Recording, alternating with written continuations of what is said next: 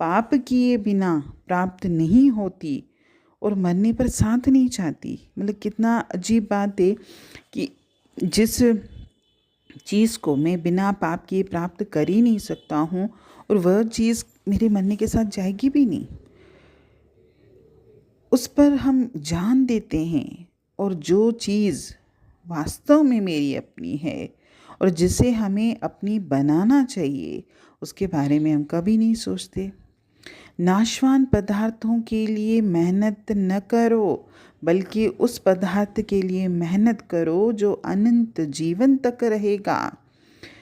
दुनिया की नाशवान धन दौलत और पदार्थों को प्राप्त करने की कोशिश नहीं करनी है, बल्कि उस परमात्मा के नाम की दौलत को प्राप्त करने की कोशिश करनी है जो कभी नष्ट नहीं होती।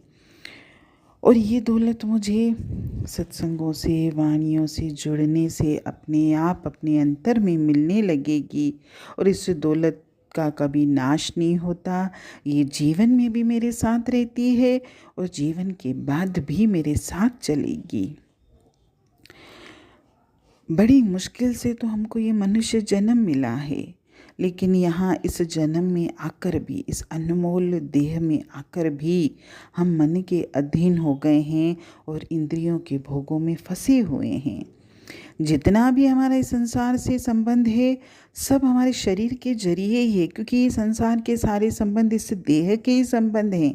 और जब तक हम इस देह में बैठे हैं, जब तक हम इस शरीर में बैठे हैं, हमें ये यार दोस्त, रिश्तेदार, भाई बहन, माता पिता, न जाने कितने तो हमारे रिश्ते हैं। और दुनिया की धन दौलत, अब इससे भी आगे जाइए तो देश अपना, और क्या नाम है, मजहब अपने, धर्म, अब तो पंथ पर भी लोग आ गए हैं। सब अपने नज़र आते हैं, या कम से कम हम इनको अपना बनाने की कोशिश तो करते, क्योंकि हमारा पूरा जीवन तो इनको अपना बनाने में ही निकल जाता है। और जिस समय इस देह से हमारा साथ छूट जाता है, इन सारी चीज़ों से भी हमारा संबंध टूट जाएगा, क्योंकि ये सारा संबंध इस देह से ही था। और जैसे देह, मतलब आत्मा ने इस देह को छोड़ा, इस देह मिट्टी बन गई, तो फिर इसका संबंध भी सबसे टूट गया।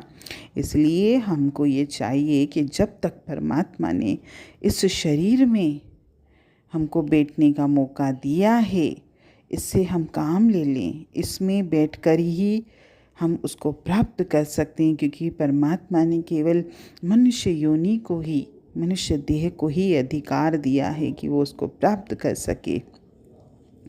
और इस शरीर में बैठकर, यानी मेरी आत्मा इस शरीर को धारण करके बैठी है, तो इसमें न तो इसे इतना दुख देना है कि मालिक की भक्ति ना हो सके, क्योंकि मालिक की भक्ति के लिए भी हमारे शरीर का भी स्वस्थ होना ज़रूरी है। ये हम अपने शरीर को कष्ट दे रहे हैं, जो आता है खाते पीते हैं, चोरियाँ, ठगियाँ, बेईमानियाँ, न जाने हम इस शरीर के साथ क्या क्या लेके अंतर में बैठे हुए हैं, तो ये दुखी है।